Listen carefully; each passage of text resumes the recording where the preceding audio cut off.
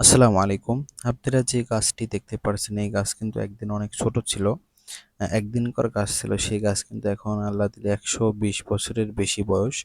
এই গাছের বয়স অনেক হয়ে গিয়েছে কিন্তু এবার আল্লাহর রহমতে অনেক লিচু আসছিল। মূলত লিচু আসার পরে একাই ঢাল ভেঙে যাচ্ছিল। এইজন্য যে গাছের মালিক যারা আছে তারা সিদ্ধান্ত নিয়েছে কি গাছের ঢালগুলা কেটে একটু ছোট বানাবে। যদি গাছ বাঁচে তো আলহামদুলিল্লাহ, না বাঁচলে হয়তোবা তারা কেটে ফেলার সিদ্ধান্ত নিবে। আমাদের পুরুষের জীবনও কিন্তু এরকম। যেমন হচ্ছে লিচু গাছ কিন্তু আস্তে আস্তে বড় হয়। লিচু গাছ আস্তে আস্তে বড় হওয়ার পর ২, ৩, ৪ বছর থেকে ফল দেওয়া শুরু করে। যতদিন লিচু গাছ ফল দেয় সম্মান থাকে, ভালোবাসা থাকে।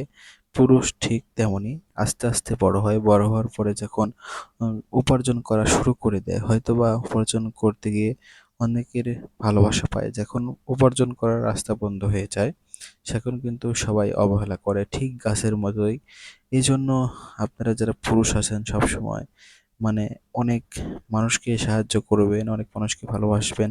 নিজেকে কিন্তু কখনো ভালোবাসার সুযোগটা আপনারা কখনোই পাবেন না। আশা করি যারা পুরুষ আমার কথাটি আপনারা বুঝতে পেরেছেন। মূলত আজকের ভিডিওটা করার উদ্দেশ্য ছিল আল্লাহ তাআলা যদি আরেকটি বছর আমাদেরকে বাঁচিয়ে রাখে বা আমাকে যদি বাঁচিয়ে রাখে তাহলে কিন্তু আমরা লিচু খেতে পারবো।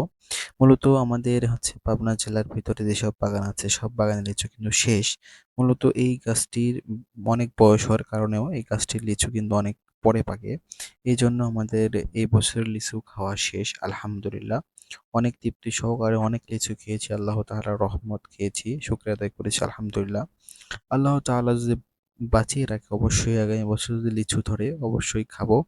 এবং সবসময় সবাই কিছু জিনিস খাওয়ার পরে শুকরিয়া আদায় করবেন, যে কোনো